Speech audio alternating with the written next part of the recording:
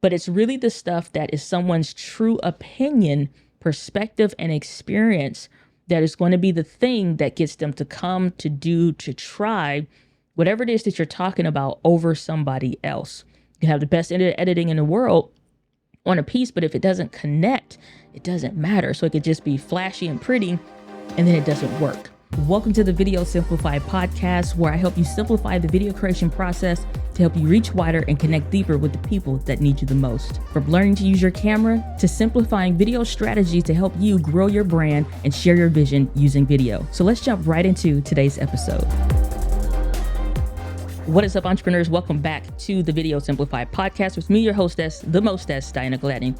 There are a lot of live events coming up, and as we end out the year and have the beginning of the year rotating around, or it could be the middle of year, depending on when you are listening to or watching this podcast. If you are a speaker, a coach, a trainer, and you're wanting to get into public speaking, one of the most powerful tools that you can have in your business is testimonials. Now, you don't have to be at a live event to do this. You could be hosting your own live event though, or these are just great questions to get from your existing clientele and just people that you're working with, or people that, you know, are usually consuming your content.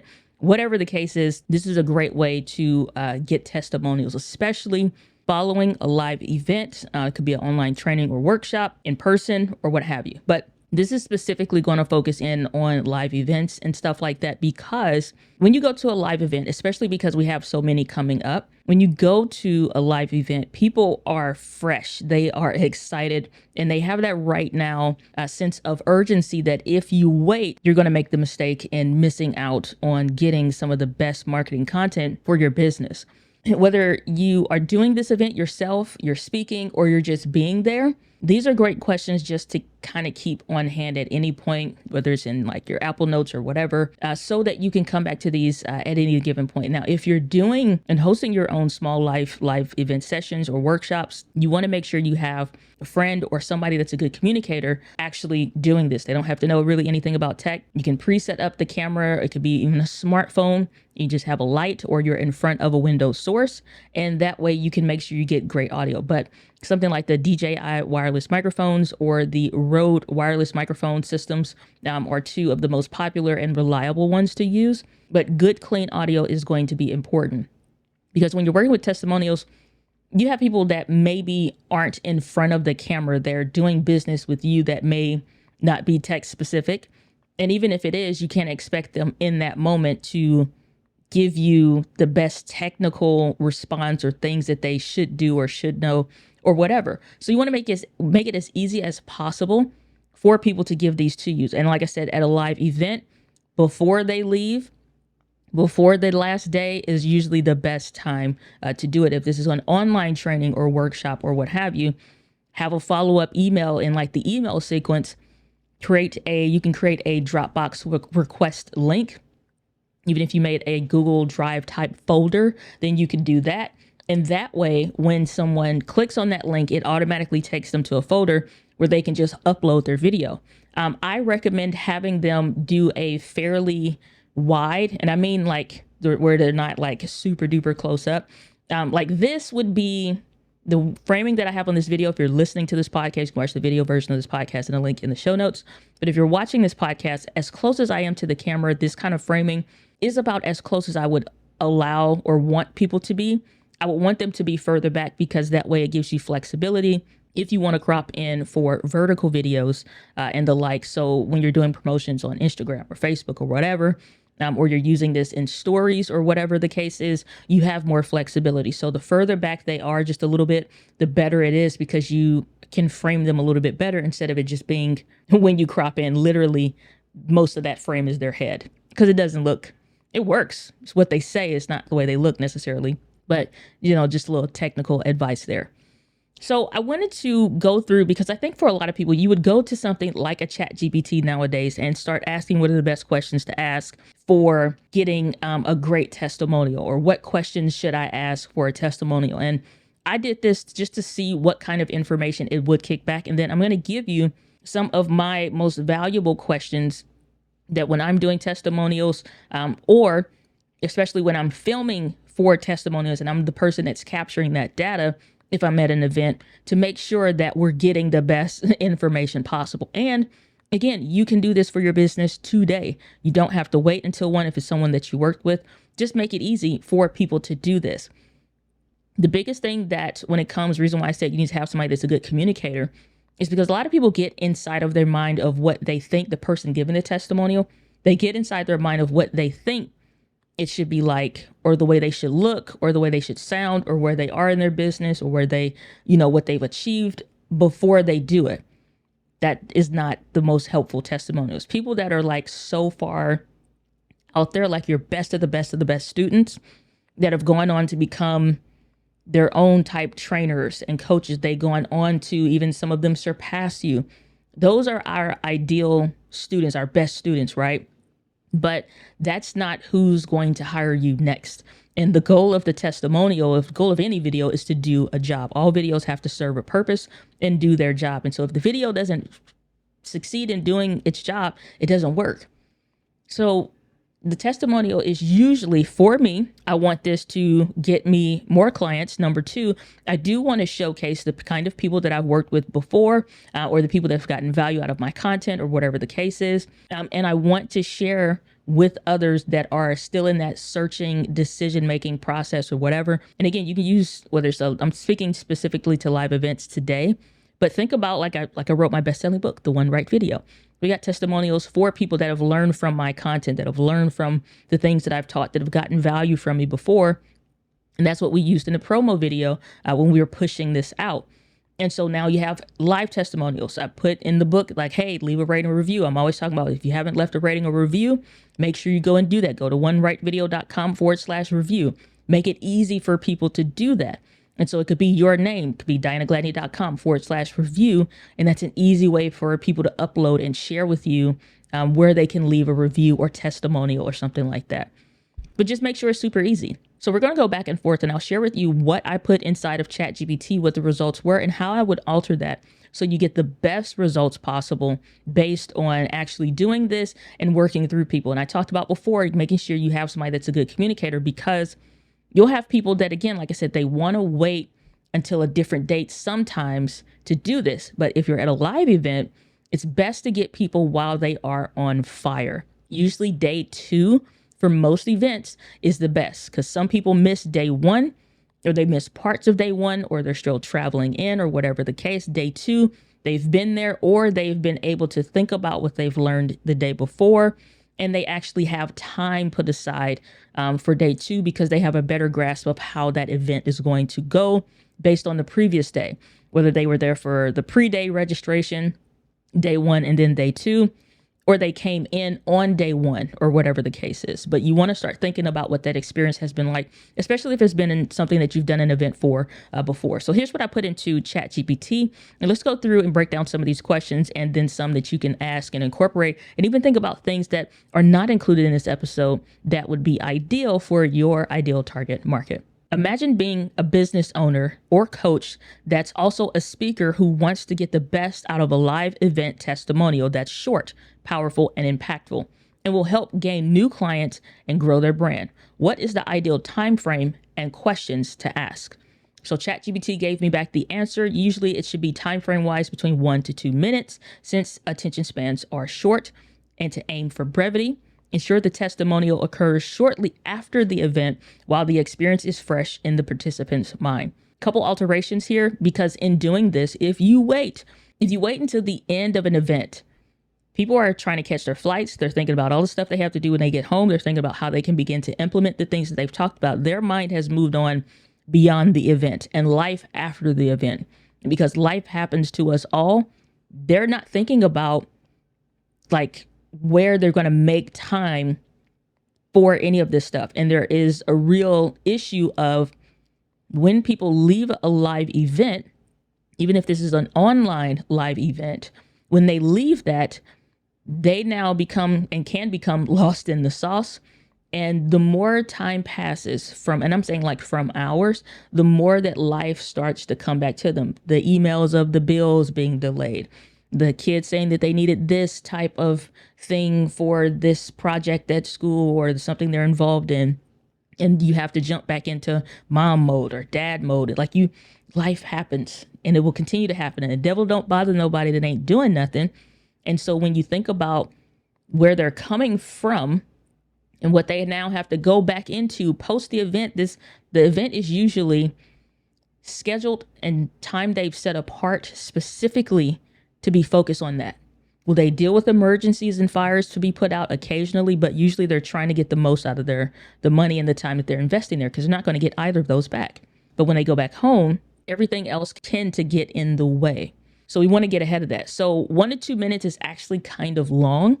I'm going to share with you what you should do instead. But also the other point that ChatGPT made as far as the time frame is shortly after the event while the experience is still fresh. Now, this is the mistake because, again, like I said, after the event is too far out. During the event, you can make time and schedule with them, especially if you see somebody interacting, engaging, asking a lot of questions. This is also why it's great if you're doing the event yourself, have a friend or somebody else involved, an assistant or someone on the team there that can actually help. Even if you get volunteers, most people that are doing their own small workshops and events don't think to invite volunteers. There's plenty of people in your network, in your circle, in your community that would love to be a part, get a free ticket to the event, and just be able to participate because they can be a volunteer, because it's like they're getting all of the stuff that people are paying for free to a point. And especially if you include something like giving them access to the recordings afterwards as a thank you for them serving in this way or what have you.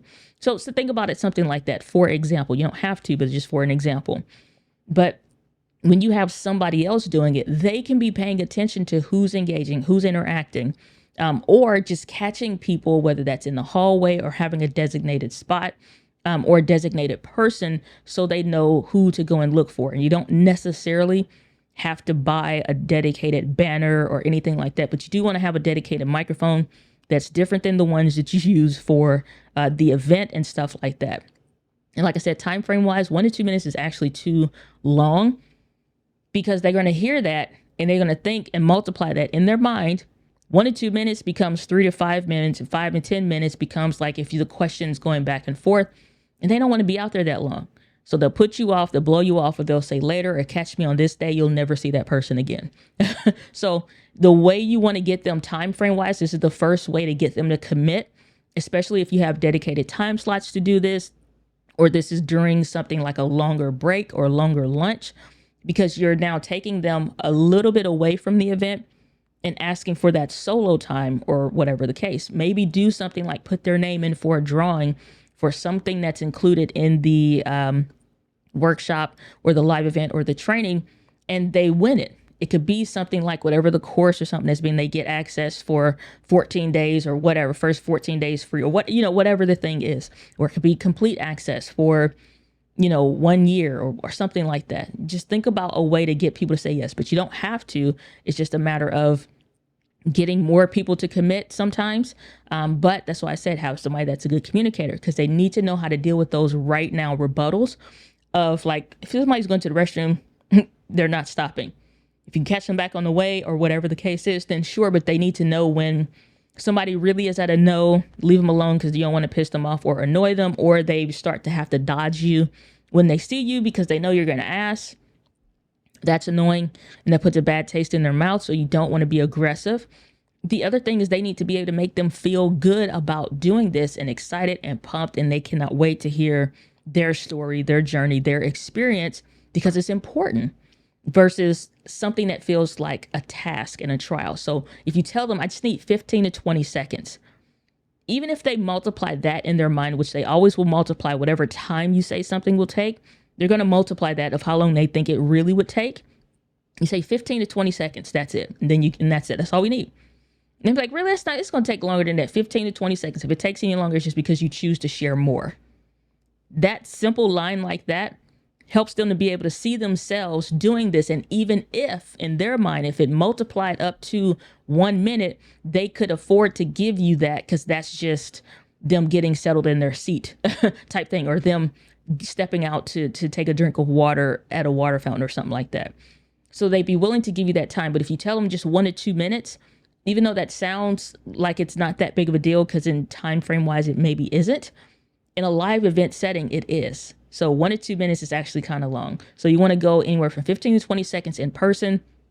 If you're doing this for a virtual event, you want to tell them anywhere from like 20 to 30 seconds, because then they'll probably already going to do it a minute. And this is also making sure you get enough time to talk and do the information or whatever, because they don't have to give you a long answer, but they probably are. So any extra time outside of what time it takes to actually do the questions is on the person just sharing more, which is true. Now, here's the 7 questions that ChatGPT said to ask. We're going to rank these and I'll share with you what I'm suggesting. Number 1, what was your biggest takeaway from the event? Number 2, how has this event positively impacted your business or career? Number 3, can you share a specific moment or insight that resonated with you? Number 4, why would you recommend this event to others? Number 5, in a few words, how would you describe this event to someone who's never attended? Number 6, would you attend another event hosted by either your name or the person's name or your business? And number 7, any final thoughts or comments you'd like to share? Now, here's how I would rank these first sets of questions. Numbers 1, 3, 4, and 5, I would rank as good questions. Numbers 2 and 7, I would rank more in the not so good questions section. And then 3, 4, and 5, which some of these were in the good section, I would rate those as great potential. And here's why.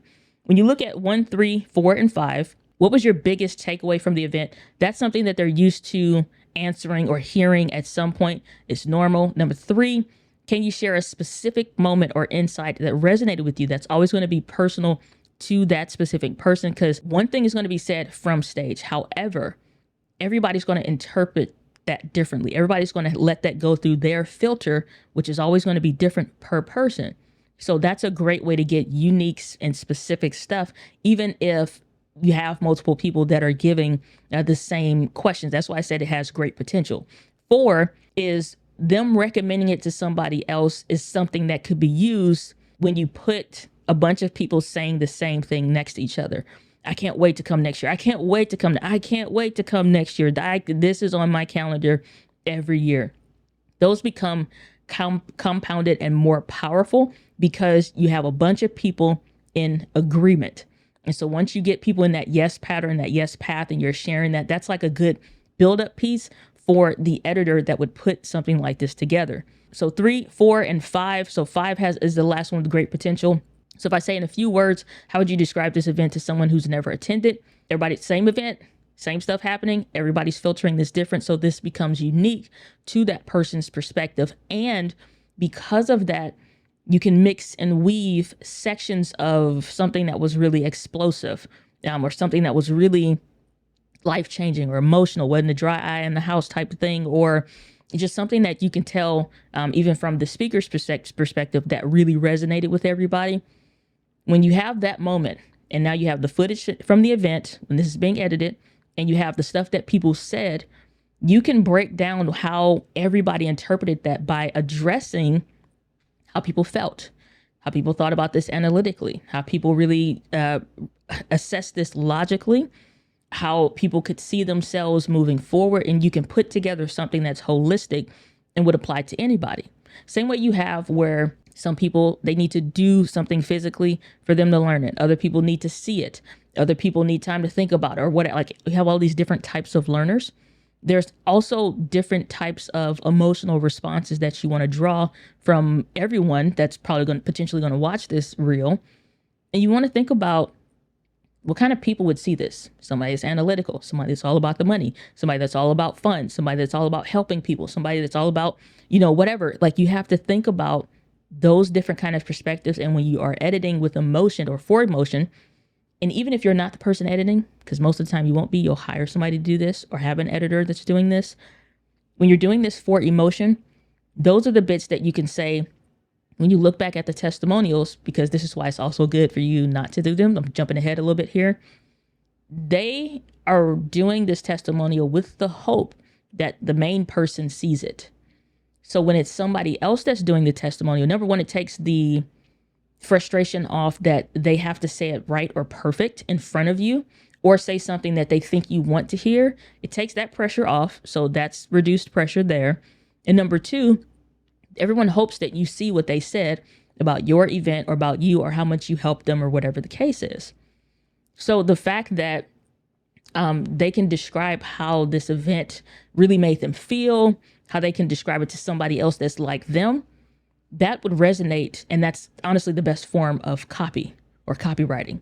It's the best form because it's natural, it's native, and that's the stuff that you want. So I asked ChatGPT if these were the best and the most impactful questions that could be asked instead of the previous question that I asked, or is there something better essentially? And it went with these three things, which was, what is the most transformational moment or lesson that you gained from this event? How has attending this event directly influenced your business or personal growth? And why would you strongly recommend this event to others looking for similar growth or results? Now, I love to do this inside of ChatGPT because it allows for me to let ChatGPT filter itself and go through another layer deep, because the questions that may have been asked could have been pulled from any number of blog posts on the internet to compile something. But I'm like, if I'm saying it's not going to take that much time, I only want to get the best and most impactful information possible, the stuff that I need, because they're always going to add on extra stuff just through talking, through excitement. That's stuff that I don't. So I need to make sure while I have them, I actually get what I need and I'm not beefing up the time with irrelevant questions that actually won't move the needle. So you can see that we kind of got a little bit of a repeat, but we can have it filter down and go through it. Now, how I would rate these, not great would be number 2. It's a little too vague. Great potential would be 2 and 3. And then great would be number 1, because transformational moment makes them think about, dang, this really this is the point where I really felt something more than just excitement, more than just hope. Like something happened. And it wasn't just about energy, but something happened in that moment of them being in that event that has already changed them. They haven't implemented anything yet, but this has already changed them. Now, I asked ChatGPT to go another layer deeper. And I said, would you ask 3 different questions if the sole purpose was to create a promo reel for next year's event and get new clients in the meantime? ChatGPT then said, this is the question that it would then use these 3. What specific outcomes or changes have you experienced in your business or personal growth since attending this event? And number 2, in your opinion, what sets this event apart from others you've attended or considered? And number 3, if you could give a message to anyone thinking about attending this event next year, what would it be? Now, how I would rank these is number 1, it's not necessarily so great, because you're asking them not how you've had a transformation on the inside, but you're asking them how you've already applied what they've done or learned here. They haven't done anything yet. They're still there. Now, if you're doing this after the event, then it's different. But if you're doing this while they're there, which is the best time to do it, because the other thing that happens when people see other people giving testimonials and people have friends or people that become friends, or at least people that they're talking to while they're there, they say, did you do a testimonial yet? Yeah, I just finished. It was great. They're getting feedback from other people, or they'll sit there and watch. So many times whether I'm doing a testimonial myself for an event, or I'm watching and I'm doing it for somebody else, people will stop to hear what other people are saying and what other people think about. Or they're just waiting because they want their turn. People love attention. And so when you do this, this now becomes social proof that's building because of this. So even if you have a small event, I don't care if it's 7 people in the room, all of this stuff still happens. It's just on different scales. And so when you have, let's say 15, 20, 30, 50 people, 100 people, this becomes something people can't wait to do it and think like, oh man, I need to make time to do this. So they'll be like, hey, can I meet with you after lunch? I plan on coming back early because I actually want to take some notes. They're like, yeah, how long would it take? 15, 20 seconds. No, it won't take that long. Yeah, it's just 15, 20 seconds. If you go any longer, it's just really about what you want to say from the heart.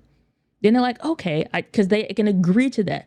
And that's the biggest thing, getting them to agree and not just tell you what they think what you want to hear kind of a thing, or the person that's doing it. So here's the questions I would suggest instead. What place were you coming from before you met X person, or before coming to this event? Because this connects so well with people that are like, especially if we're talking about people that are going to come next year. this works so well because everybody can see themselves in those shoes because it's somebody that's just like them. They can really, truly relate. This is so powerful because this helps them connect with somebody that's just like them. Everybody wants to see themselves in whatever it is. They want to see somebody that's going through or have been through what they are. And when you say, well, I'm a single mom, I got 3 kids, and, I've really been struggling. And so it took a lot for me to get here. And when I decided to work with X person, or when I decided to come to this event, it was a huge deal. I had to figure out how to get my 3 kids taken care of for close to a week, just from the traveling to the going and the whatever. They're giving more details because that's what really happened. And so to talk about where they are, and it's like, but I know, because if I say, what place were you coming from before you came to this event, they're going to describe like, but it was worth it. Like, from day one till yesterday, or they'll go into naturally because you're setting them up to be a natural storyteller. So I'm saying, like, where were you coming from? It's like, I was coming from this. And it's just like, everybody's where they're coming from. It's going to be different. Even if they're successful or have success to some degree. It's like, what I was thinking about? I was working with my team and we were deciding what events did we want to go to. And we boiled down to coming to this one. Because guess what? That's a reality. Everybody has a certain amount of budget that they want to spend for going out, doing events, traveling, or whatever the case, or who they can bring. And that you'll hear, if it is someone like that sometimes, is, I've been thinking about this, I've been coming to this. And so I just came this year myself, but, I'm already here. We're on day 2, and it is good to do day 2, day 3, or whatever type testimonials, not just try to cram everybody on one day. But you'll hear them say, like, it was only me this year. Like, next year, we have to have the team. Like, we need at least 3 other people on the team to come because this was life-changing. Fantastic, because that's going to be somebody just like who you maybe want to work with, your ideal target audience, that can see themselves now coming back. And if you have clips for the person that's recording or capturing B-roll for you, if you hire a videographer, which I would highly recommend, or at least place a camera on the audience to capture various moments and stuff, but at least have some kind of footage, being captured from the audience and not just the speaker perspective. Because if you're solo doing this, people only think about recording themselves. They never think about filming the audio. Even if it's on a phone and you just set it up and just let it roll and make sure it's charged and have space, it works. It works because you can always set up something to have you and somebody else on the screen or whatever. It's a couple different ways to maneuver that. The other thing that I would say, second question, is what's something valuable you've learned here that you can't wait to put into action? This question essentially boils down to, what does this make possible for you? Because now you can say, this is what I've learned and this is what I can't wait to implement, because then it speaks to the kind of people that come that want to get something tangible. They're not there for the rah-rah. You'll hear this a lot with doing any kind of event. They don't want to hear a bunch of fluff. They don't want their time wasted. And they don't want to just be excited and ballooned up. And then when life starts to punch them, they just start to deflate back down, and there's no real sustenance for them to hold them through the tough times of whatever this event is designated to do. And so when you think about what have you learned, what's something that's valuable, again, everybody's going to pull something different that they find valuable. And then that also, as a speaker, as an entrepreneur, as the person, as the coach, whatever, you can look and say, these are the things that everybody said that is something that they could implement, or whatever the case is. Or you'll hear stuff like, can't wait to implement this with my team. Can't wait to hire my first virtual assistant and start having them to do X because I've been so stressed and overwhelmed with whatever. Even the things that they're struggling with becomes connection points with people that would come to this event. So the video starts to naturally do its own job. And then the third and final question would be, what growth have you seen and valued most in yourself that you attribute to this person or this event? And this is good for people that have this kind of like a follow-up question, because if they've been to the event before, if they've been a long-term client for this person or whatever, have some 5 or 6, maybe 7 questions that you can rotate in and out. Everybody shouldn't necessarily be asked the same thing. So if you can say, what growth have you seen in yourself since you started following this person? And I'm I just started following this person yesterday. I found out about the event and I had to be here. That is important because there's going to be people like that that want to come to the live event or workshop or whatever. And these are powerful testimonials. Even if you're just doing it, just you online, you're streaming it, and it's no big fanfare. You could be using a program like Ecamm Live to have a countdown timer. You go live, you have your presentation, and then you're off. This will still work for those kinds of events. An event doesn't have to be in person. It's just because, again, like I said, we have a bunch of live events coming up, something to think about. Now, here's another follow-up that can help you to go deeper, because some people will give you close-ended instead of open-ended type responses, which is open-ended would be, what do you think about the weather in your state, versus are you hot or cold? Because you're only giving them a way to respond with the hot or cold of like, yeah, it's cold or it's hot or it's warm or whatever. And that's it. They don't have to reply with anything else. It's just finished at that point. Whether if I say, what do you think about your state, or how much do you really enjoy or not enjoy, or what do you love the most about your city? Everybody's going to give you something. It won't just be like a real short-ended response. So the way you have a good follow-up, when somebody says something, but they don't go deep, they kind of give it a close-ended response. Tell me more about that. Or share with me an experience when, especially this is just feeding off of what that person says. So if they say something like that they only came as a business owner, they didn't bring an assistant or somebody else with them or whatever. It's like, share with me what you think that experience might be like, or you can say like, share with me an experience when you went to an event and it wasn't worth it, because something immediately pops up. And it's not to bash anybody else or any other event. You can say like, yeah, a lot of events give you fluff, but this one is like, you get that instant comparison, because that's the stuff that people are going to be doing. Everybody's promo reel for an event or a person or a book or podcast or a course or whatever is going to be amazing. But it's really the stuff that is someone's true opinion, perspective, and experience that is going to be the thing that gets them to come, to do, to try whatever it is that you're talking about over somebody else. You can have the best editing in the world on a piece, but if it doesn't connect, it doesn't matter. So it could just be flashy and pretty, and then it doesn't work. So that's the question I would ask. Like, so tell me about that. Or when they say something, it's like, tell me about that. It's like, yes, like we were thinking about, going to this event or that event, and we ultimately decided on this one in our team meeting because this person said this, that really got me. Like, you'll get them to expound on that a little bit more. 2 simple questions. Tell me more about that, and share with me an experience when, especially if they're sharing something like from the past or before or whatever. This is why I said you need to have somebody that's a good communicator. They can have notes in front of them, or their phone is usually the easiest, of what questions or group of questions to ask. That way they know, based on what that person is saying, what's something that is more helpful to ask instead of something else, instead of just somebody blankly asking X. And it's just people person, somebody that's jovial, smiles, either their smile is inviting, they're warm, they make people feel good. That's all it really would take for somebody to do this and to do it well. And then finally, when you start thinking about whether or not this person should look into the camera because you think that you want this to be more direct to camera or whatever, my recommendation is have the interviewee stand to the left or the right, whatever the framing may look best, depending on the space or whatever, but just stand to the side of the camera, because people are going to ask, should I look at you or should I look at the camera? People aren't used to being on camera, aren't used to staring into the camera. And even those that are, they're used to staring in the camera to their perspective, their position at home, their environment, their comfort zone. Them looking at another person is the most natural thing we've ever done, because we've been doing this from day one of life.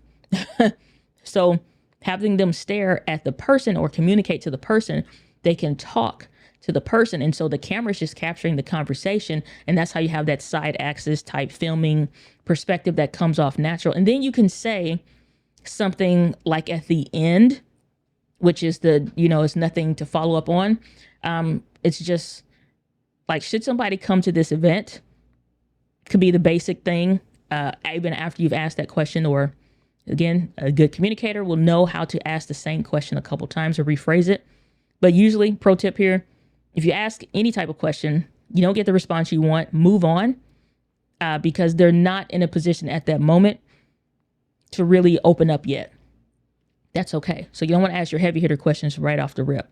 You want to know how to emotionally break them down and do one or two of these, and you'll see like, oh, people responded better when X, or I said something that's easy just to get them talking. Then once you have them talking and thinking, then go ahead and ask, the heavier question or whatever without wasting somebody's time.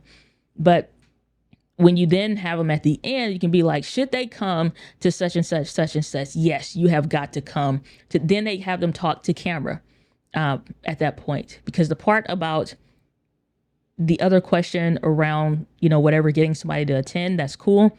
But getting them to specifically address at the end or whatever, the person, like, you got to be here. You should be here. Man, I'm never missing another one of these events. Or I missed last year. I had to be here this year and I'm going to be here next year, come hell or high water. Those are those pieces that really connect with people. So hopefully this brought you some value. These are some strategic testimonial tactics, because when you're doing a live event, whether you're doing it yourself or you're at an event or whatever, you can have a friend that's even there or somebody else that's attending that you make friends with. This is a good way, especially if people come up to you. Just turn the camera on. You don't need a bunch of fanfare. The only thing I would say is try to have a good microphone. They said I love the DJI mics and stuff. Even though the new Rode ones have a little magnetic thing on it, then you could just clip it on your shirt or hold it or whatever. Don't overthink this. Keep it simple. The more preparation and time that you have, the more organized that you can have, obviously, the better, because then you can just set off a specific section to do this. But if it's just you're running and gunning or whatever the case is, or somebody catch you off guard, just at least film it. And it'll always be more valuable than not filming it. That's what I'm going to leave it for this week's episode. As I love to end all of my episodes, the winds of life blows on us all, but it's how you set your sails. With that, guys, with passion, I'll see you on the next episode of the Video Simplified podcast. Take care. Thanks for tuning into this week's episode, but the value doesn't stop there. For more in-depth trainings, courses, and growing your brand using video, join the Video Simplified community at videosimplified.live.